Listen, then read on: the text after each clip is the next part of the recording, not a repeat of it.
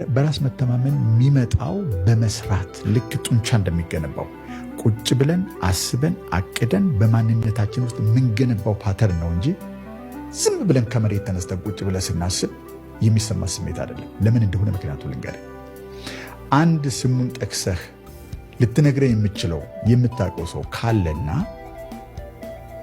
እንትናኮ አስተማማኝ ሰው ነው በጣም እተማመንበታለሁ የምትለኝ ከሆነ ያን ሰው የምትተማመንበት ምክንያት ምንድነው ብዬ ስጠይቅ የምትነግረኝ ነገር አለ ካለፈው ጊዜ ውስጥ።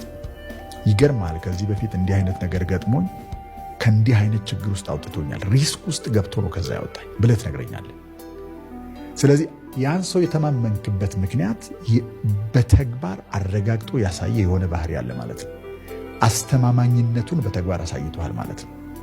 በራስህም የምትተማመነው ልክ እንደዚሁ በራስህም የምትተማመነው ለራስህ አርገህ ውጤት አምጥተህበት ራስህን ያሳየው የሆነ ነገር ካለ ብቻ ነው ራስህ የምትተማመነው።